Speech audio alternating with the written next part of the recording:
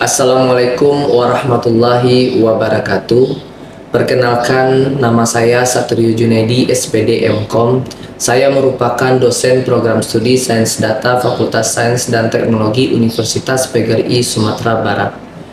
Pada kesempatan ini, izinkan saya menyampaikan pernyataan diri dosen dalam unjuk kerja Tridharma Perguruan Tinggi atau PDD UKT-PT pada bidang pengajaran. Tujuan pemaparan ini adalah sebagai salah satu syarat untuk mengikuti sertifikasi dosen gelombang 2 tahun 2023. Saat ini salah satu mata kuliah yang saya ampu adalah mata kuliah algoritma dan pemrograman dengan bobot pengajaran 3 SKS. Mata kuliah algoritma dan pemrograman ini berada di semester 1 yang merupakan mata kuliah dasar yang wajib diikuti bagi mahasiswa program studi Sains Data. Mata kuliah ini bertujuan untuk membekali mahasiswa tentang algoritma yang terstruktur untuk menghasilkan program yang terstruktur dan efisien yang mencakup teknik pemrograman yang baik, struktur pemrograman, algoritma, dan efisien data. Pada mata kuliah ini diharapkan mahasiswa mampu membuat algoritma dan program yang dapat diterapkan untuk menyelesaikan permasalahan dalam kehidupan sehari-hari dengan menggunakan bahasa pemrograman Python. Capaian pembelajaran mata kuliah algoritma dan pemrograman ini terdiri dari: yang pertama, mahasiswa mampu menjelaskan konsep dasar algoritma, flowchart, dan pemrograman serta implementasinya. Yang kedua, mahasiswa mampu menjelaskan dan mengimplementasikan operasi dasar dan operator-operator pada bahasa pemrograman Python.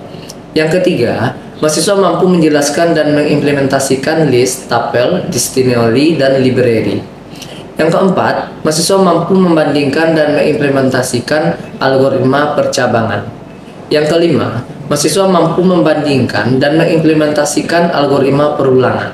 Yang keenam, mahasiswa mampu menjelaskan dan mengimplementasikan manipulasi string, fungsi generator, array, algoritma rekursi, dan operasi file.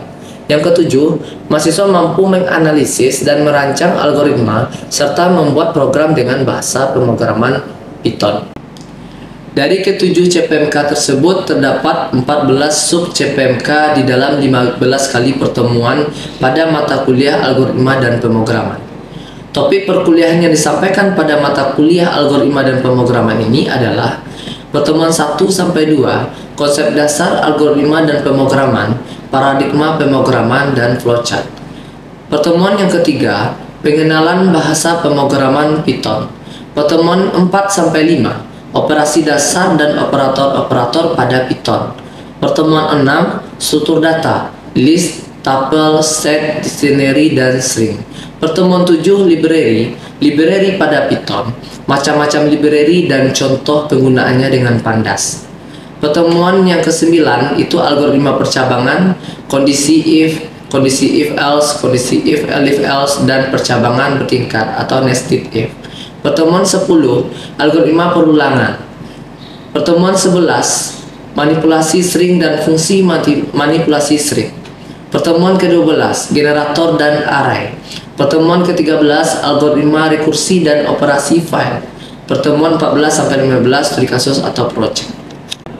Perkuliahan ini dilakukan tatap muka di Laboratorium Komputer Program Studi Sains Data Fakultas Sains dan Teknologi Universitas PGRI Sumatera Barat. Materi perkuliahan ini juga saya upload ke LMS atau e-learning Universitas PGRI Sumatera Barat yang bisa diakses mahasiswa di setiap saat. Di dalam LMS terdapat materi pembelajaran, kemudian tempat informasi penugasan mahasiswa baik individu maupun tugas kelompok. Kemudian untuk membagikan informasi penting lainnya juga saya menginformasikan lewat WhatsApp group. Pada mata kuliah algoritma dan pemrograman ini saya menggunakan beberapa metode pembelajaran. Di antaranya, yang pertama metode ceramah yang dilakukan pada pertemuan 1 sampai pertemuan 2. Yang kedua, problem based learning atau PBL yang dilakukan pada pertemuan 3 sampai pertemuan 13. Yang ketiga yaitu project based learning atau PJBL yang dilakukan pada pertemuan 14 sampai pertemuan 16. Pada video pembelajaran ini nanti pertemuan yang ke-9 menggunakan model problem based learning atau PBL, yang mana pembelajaran berbasis masalah yang merupakan model pembelajaran yang mengutamakan penyelesaian masalah umum yang lazim terjadi dalam kehidupan sehari-hari, seperti studi kasus nyata yang terjadi di lapangan. Sistem penilaian pada mata kuliah algoritma dan pemrograman ini terdiri dari beberapa indikator. Yang pertama yaitu sikap dan tata nilai. Indikator ini memiliki bobot 20%. Penilaiannya terdiri dari absensi, kehadiran mahasiswa, dan soft skill. Yang kedua, kuis. Indikator ini memiliki bobot 15%. Penilaiannya terdiri dari kuis yang dikerjakan sesuai dengan masalah studi kasus yang diangkat. Yang keempat, UAS, ujian akhir semester. Indikator ini memiliki bobot 20% berupa proyek yang dikerjakan berkelompok, studi kasus nyata yang menjadi permasalahan untuk diselesaikan. Selanjutnya yaitu keterampilan umum. Indikator ini memiliki bobot 15%, penilaian seperti tugas berkelompok yang diberikan. Selanjutnya keterampilan khusus. Indikator ini memiliki bobot 15%, pemilihan tugas individu yang diberikan. Referensi atau sumber bacaan yang digunakan dalam proses pembelajaran mata kuliah algoritma dan pemrograman ini terdiri dari buku dan jurnal wajib yang mendukung. Salah satunya buku saya sendiri yang berjudul Algoritma dan Pemrograman dengan Python. Kemudian salah satu artikel saya juga yang berjudul Prediksi Kelulusan Tepat Waktu Mahasiswa menggunakan metode data mining dengan algoritma Naive Bayes, yang mana di sini saya menggunakan bahasa pemrograman Python. Berikut ini merupakan cuplikan proses pembelajaran mata kuliah algoritma dan pemrograman pada pertemuan ke-9. Dengan capaian pembelajaran, mahasiswa mampu membandingkan dan mengimplementasikan kondisi if, else, elif, dan percabangan bertingkat dengan bahasa pemrograman. Selamat menyaksikan. Assalamualaikum warahmatullahi wabarakatuh. Waalaikumsalam warahmatullahi wabarakatuh. Selamat pagi semuanya. Pagi, Pak. Sehat? Alhamdulillah sehat. Oh ya, supaya kita hari ini Ahmad Fauzi, Pak. apa dia? Sakit, Pak. Oke, semoga segera diberi kesembuhan. Amin. Baiklah, pada kesempatan pagi hari ini kita di pertemuan yang ke-9 akan membahas materi terkait algoritma percabangan di mata kuliah algoritma dan pemrograman.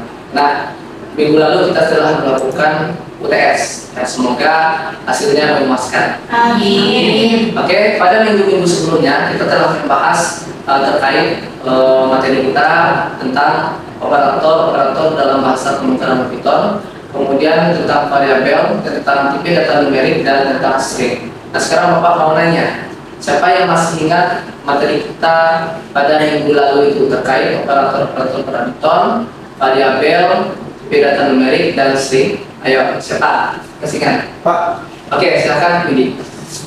itu mengenai operator-operator yang terdapat pada bahasa pemrograman Python seperti aritmatika, logika, dan perbandingan.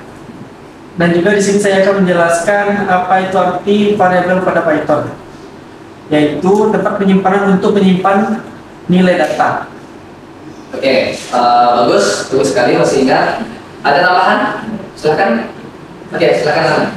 Selanjutnya ada tipe data numerik dan string. Tipe data numerik itu terbagi menjadi 3, ada integer, float, dan kompleks. Sedangkan string adalah tipe data yang digunakan untuk menyimpan teks atau urutan karakter, Pak.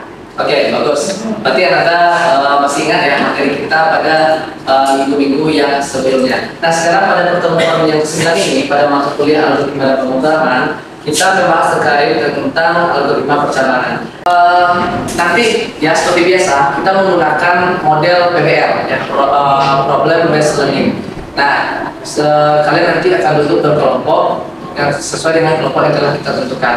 Nah, di sini nanti kalian untuk menyelesaikan masalah pada materi kita pada pagi hari ini, kalian nanti mencari studi kasus, ya, mencari studi kasus dari sumber-sumber tertentu, misalnya dari internet, dari buku, atau dari yang lainnya. Ya, Anda bisa mencari sumber untuk menyelesaikan masalah. Kemudian nanti setelah diskusi dalam kelompok, kalian nanti mengumpulkan solusi ya sebelum presentasi. Nah, setelah kalian mengumpulkan solusi itu, kalian nanti akan tampil ke depan kelompok untuk mempresentasikan hasil diskusinya. Ya baik itu nanti teorinya maupun implementasinya ke dalam bahasa pemrograman Python. Nah setelah itu nanti terakhir nanti kita kuis. Oke?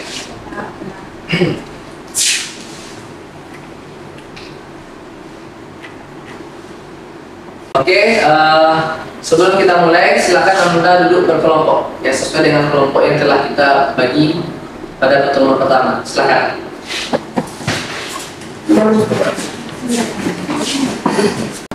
Oke, silakan Anda untuk diskusi berkelompok terkait masalah yang kalian ambil. Ya, masalah yang kalian ambil itu bisa saja nanti di bidang kesehatan, bidang pendidikan dan lain sebagainya. Jadi nanti silakan langsung diimplementasikan ke dalam bahasa pemrograman Python. Nah, jadi nanti untuk sumber-sumbernya kalian bisa mencari sumber buku ya, buku Bapak juga ada, kemudian ada internet dan lain sebagainya. Oke, silakan diskusi.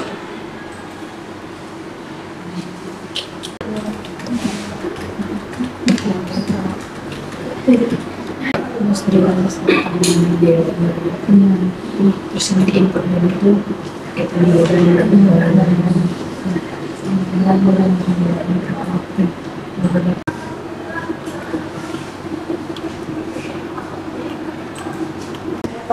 Sudah?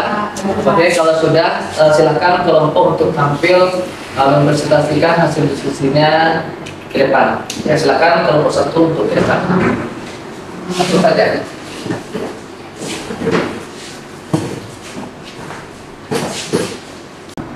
Terima kasih Bapak atas kesempatannya kepada kami. Bismillahirrahmanirrahim. Assalamualaikum warahmatullahi wabarakatuh. Waalaikumsalam warahmatullahi wabarakatuh. Yang terhormat Bapak Satrio Junaidi MKom selaku dosen mata kuliah algoritma pemrograman, dan saya sayangi teman-teman yang sudah hadir pada kuliah hari ini. Baik, perkenalkan kami dari kelompok 1 akan mempresentasikan hasil diskusi kami terkait algoritma percabangan. Sebelumnya, izinkan kami untuk memperkenalkan diri. Yang pertama, di sini saya Dita Zuliani selaku moderator. Di sini ada rekan saya Rifka Aulia Putri, dan di sini ada rekan saya Mairani. Baik, tanpa memperpanjang kata pembukaan, langsung saja kita simak hasil diskusi kami pada presentasi kali ini terkait dengan algoritma percabangan yang akan disampaikan oleh Rifka Aulia Putri. Kepada Rifka, dipersilakan.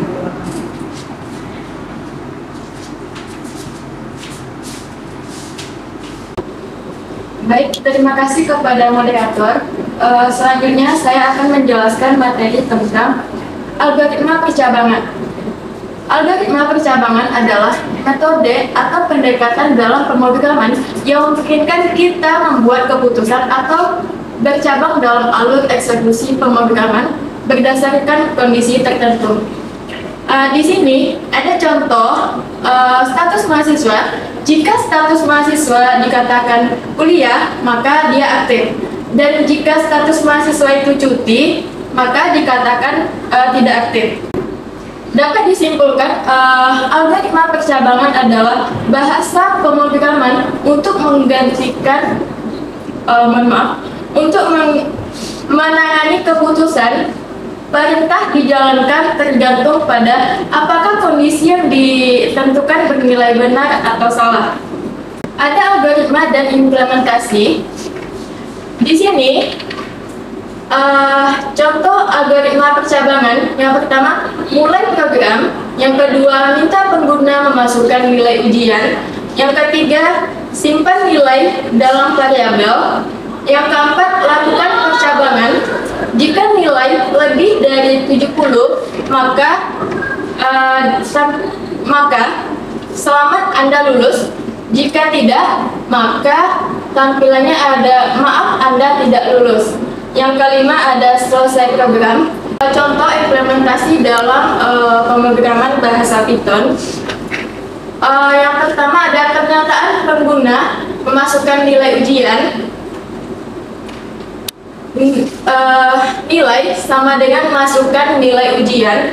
Yang kedua ada pernyataan lakukan percabangan untuk menentukan apakah siswa lulus. kondisi if nilainya itu lebih sama dengan 70, maka selamat Anda lulus. Jika kondisi else, maaf Anda tidak lulus. Nah, di sini ada hasil eksekusi dari bahasa pemrograman Python. Nah, jadi hasil eksekusinya itu adalah masukkan nilai ujian, berarti nilainya itu 60, maka maaf Anda tidak lulus. Lanjut. Ada contoh dalam kehidupan sehari-hari yang keputusan di pagi hari. Jika cuaca di pagi hari cerah, maka saya memutuskan untuk jalan-jalan pagi di taman. Dan jika cuaca buruk, maka saya memutuskan untuk menetap di ruangan atau lanjut tidur. Ada beberapa bentuk umum algoritma percabangan yang digunakan dalam pemrograman. Yang pertama ada percabangan if. Percabangan if adalah bentuk paling dasar dari algoritma percabangan. Ini digunakan untuk menjalankan blok perintah jika kondisi tertentu benar. Jika kondisi tersebut salah, maka blok perintah tersebut akan diabaikan. Contoh, kondisi if, pernyataan blok perintah yang dijalankan jika kondisi benar. Status mahasiswa sama dengan true, maka kondisi F-nya masuk kuliah dan hasil eksekusinya adalah masuk kuliah. Lanjut, ada jika status mahasiswa false, maka kondisi F masuk kuliah dan hasil eksekusinya adalah tidak dieksekusi karena tidak ada perintah.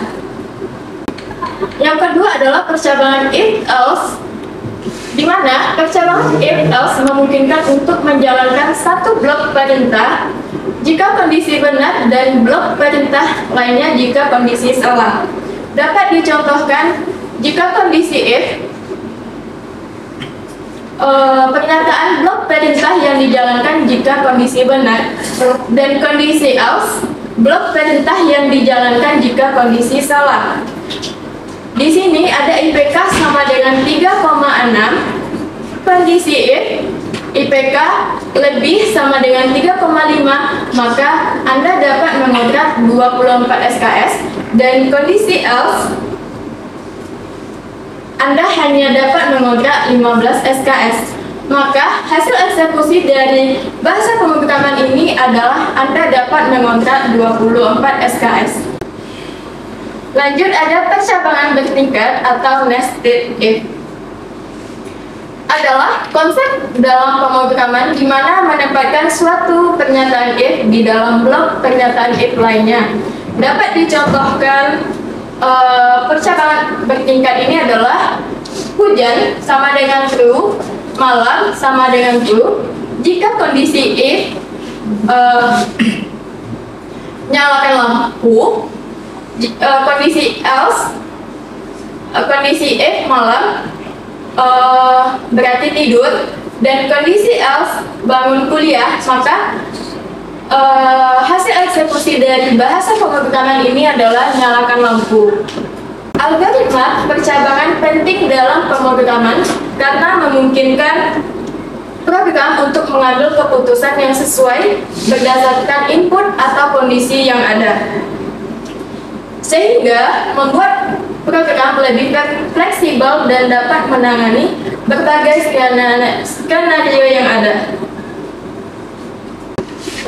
Baik, hanya itu yang dapat saya sampaikan. Saya kembalikan kepada moderator. Sekian, terima kasih. Itulah penjelasan dari Rifka Aulia Putri. Selanjutnya kita akan masuk pada bentuk implementasi dari algoritma percabangan yang akan disampaikan oleh Merani. Kepada Merani dipersilakan.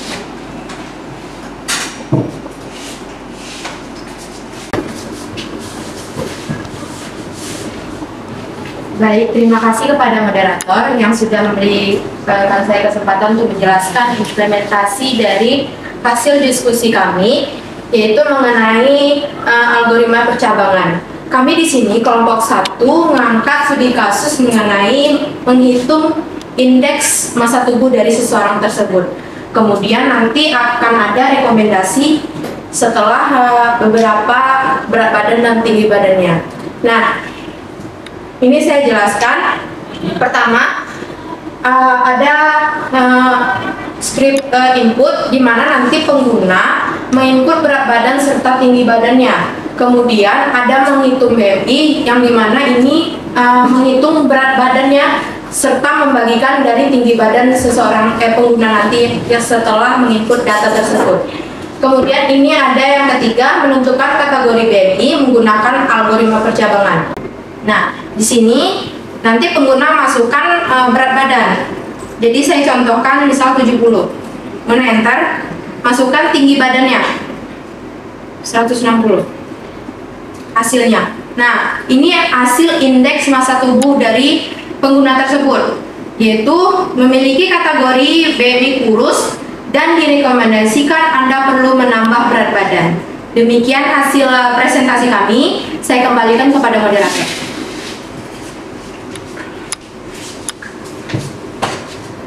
Baik, demikian yang dapat kami sampaikan terkait hasil diskusi kami. Untuk sesi selanjutnya kami akan buka sesi tanya jawab. Dari kelompok yang ingin mengajukan pertanyaan dipersilakan. Silakan Ahmad Ardi dari kelompok. Assalamualaikum warahmatullahi wabarakatuh. Waalaikumsalam warahmatullahi wabarakatuh. Perkenalkan, nama saya Ahmad Ardi. Saya ikut pada kelompok penyanyi. Saya telah memahami tentang yang disampaikan barusan tentang percabangan tingkat. Bisa dibantu ulangi lagi tersebut. Terima kasih. Baik, terima kasih Ahmad Ardi. Baik, untuk pertanyaan Ahmad Ardi akan dijawab oleh Rifka Aulia Putri. Mana Rifka, dipersilakan. Baiklah, terima kasih kepada moderator. Selanjutnya saya ingin menjawab pertanyaan dari saudara Ahmad Ardi, yaitu pertanyaannya adalah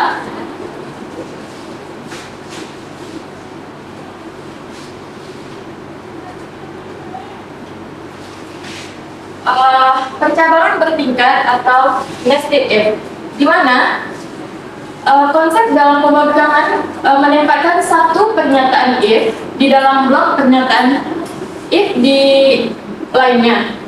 Dengan kata lain, kita memiliki struktur if else yang bersarang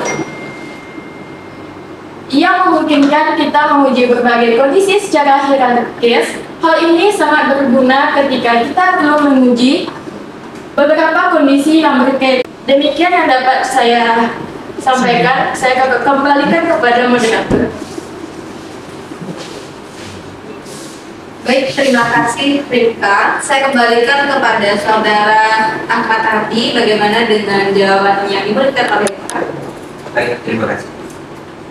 Cukup dimengerti. Terima kasih Ahmad Ardi yang sudah mengajukan pertanyaan.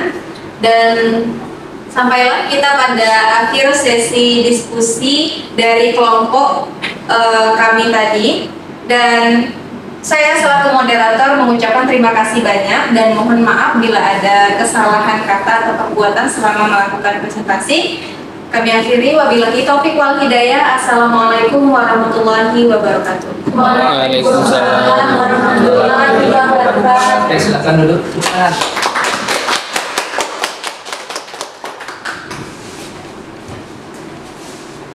Terima kasih kepada kelompok 1 tadi yang telah menampilkan presentasi materi pada pagi ini. Selanjutnya saya mau menyimpulkan kegiatan kita pada pagi ini terkait mata materi kita algoritma percabangan. Nah, siapa yang bisa menyimpulkan? Oke, silakan. Baiklah, perkenalkan, nama saya Rifka Hidayah.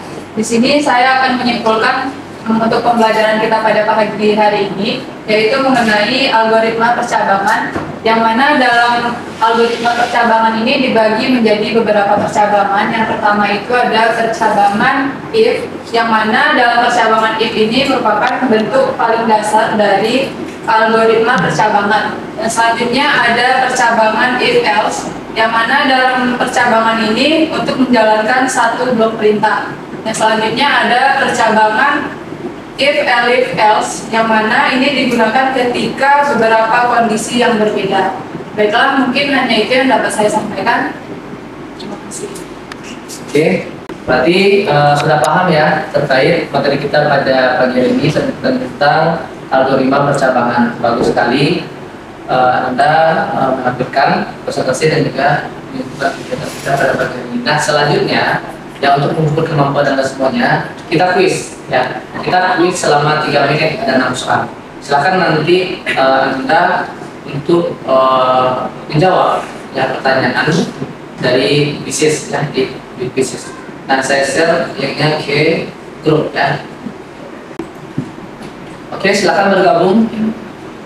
Ini sini Dita udah mulai bergabung. Ken, Rani,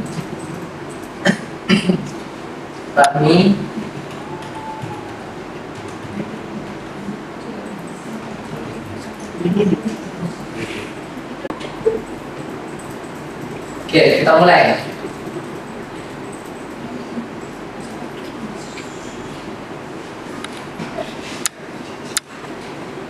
Ya, mulai, silakan dijawab soalnya. Ayo, cepat.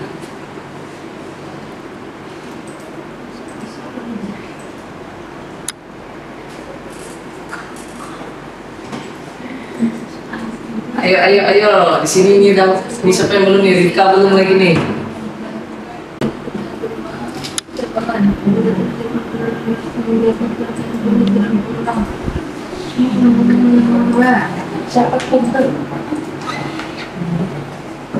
Oke, ini ada Kenny.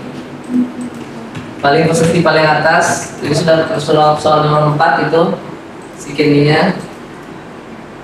Si Ayu masih soal nomor 1. Ahmad Ardi 0. Ayo.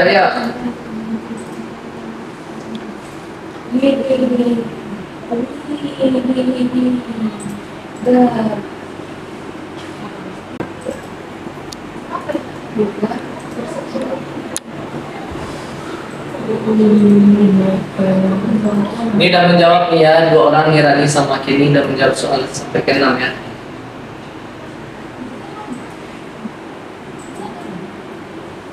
Ini udah ya, kita akhiri ya.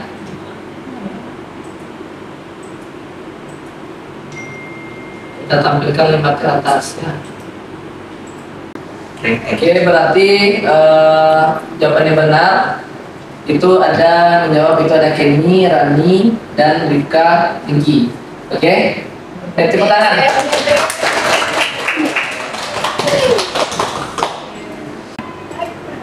Berarti yang juara 1 ini ya? Iya. Juara 1 yaitu Kenny, juara 2 Rani, juara 3 Dita. Oke, tepuk tangan. Oke, berarti Anda sudah bisa memahami materi kita pada pagi hari ini.